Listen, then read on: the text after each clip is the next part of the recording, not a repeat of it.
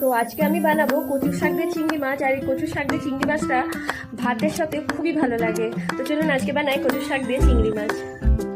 কচুর শাক দিয়ে এই চিংড়ি মাছের রেসিপিটা কিন্তু ভাতের সাথে দুর্দান্ত লাগে। তো অনেকদিন ধরে বরকে বলছি বাজার থেকে কচুর শাক আনার জন্য, তো আজকে কচুর শাক এনে দিয়েছে। তো ভাবলাম ঘরে চিংড়ি মাছ আছে আর এটা দিয়ে বানিয়ে ফেলি আজকে কচুর শাক দিয়ে চিংড়ি মাছ। তো নমস্কার বন্ধুরা, আমি শ্রাবণী আবার চলে এসেছি ছোট্ট একটা ভিডিও নিয়ে। আর বর্ষার এই কচু শাক কিন্তু খুব ভালো করে ধুয়ে নিতে হবে। তো কচু শাকগুলো কেটে একটা কড়াইয়ের মধ্যে আমি নিয়ে নিয়েছি আর এটার মধ্যে কিছুটা জল দিয়ে ভাপিয়ে নেব। তো জলের মধ্যে দিয়ে দিয়েছি সামান্য একটু নুন আর হলুদ। তারপর একটু এটা জলটা গরম হয়ে গেলে এর মধ্যে আমি একটু লেবু চিপে দিয়ে দেবো।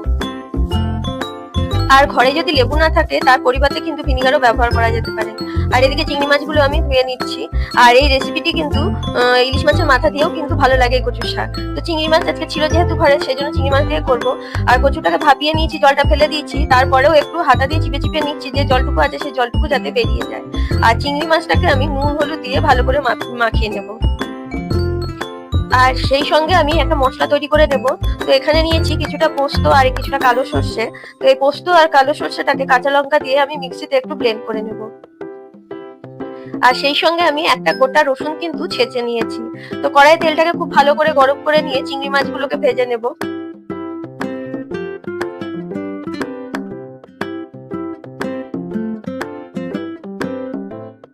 আর চিংড়ি মাছটা ভাজা হয়ে গেলে ওই কড়াই কিছুটা সর্ষের তেল নিয়ে নিয়েছি আর একটু, আর তাতে দিয়ে দিয়েছি কালো জিরে, শুকনো লঙ্কা আর কয়েকটা কাঁচা লঙ্কা দিয়ে দিয়েছি।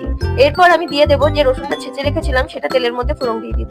আর কচুর শাকে এই রসুন আর কালো জিরে ফোড়নটা কিন্তু খুব ভালো লাগে। তারপর কচুর শাকটাকে দিয়ে কড়াইয়ের মধ্যে খুব ভালোভাবে নাড়াচাড়া করে নেবো।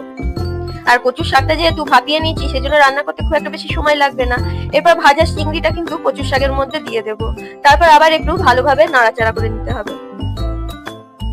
এরপর আমি দিয়ে দেব এতে সামান্য একটু নুন আর হলুদ। আর প্রথমে কিছুটা নুন হলুদ দিয়ে ভাপিয়ে নিয়েছি, ওই জন্য সামান্য একটু নুন হলুদ দিয়ে আবার এটাকে খুব ভালোভাবে নাড়াচাড়া করে নেব। এরপর আমি এতে দিয়ে দেব যে সর্ষে পোস্তটা বেটে রেখেছি সেটা কিন্তু কচুর শাকের মধ্যে আমি দিয়ে ভালোভাবে নাড়াচাড়া করতে থাকবো যতক্ষণ না কচুর শাকের জলটা শুকায়। আর কচুর শাকটা যখন একদম শুকনো শুকনো হয়ে আসবে তখন কিছুটা পরিমাণ লেবুর রস কচুর শাকে আমি দিয়ে দেব। আর বর্ষাকালে কচুর শাকে কিন্তু একটু বেশি গলা ধরে, ওই জন্য একটু বেশি করে লেবুর রস কচুর শাকটাই দিয়ে দেবো। এরপর কচুর শাকটাকে খুব ভালোভাবে নাড়াচাড়া করে শেষে একটুখানি কাঁচা সর্ষের তেল দিয়ে কচুর শাকটাকে ঢেকে রাখবো গ্যাস বন্ধ করে 10 থেকে 15 মিনিট।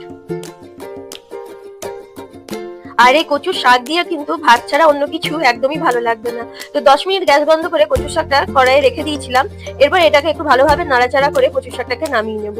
আর এই কচুর শাকটা খেতে সত্যি কথা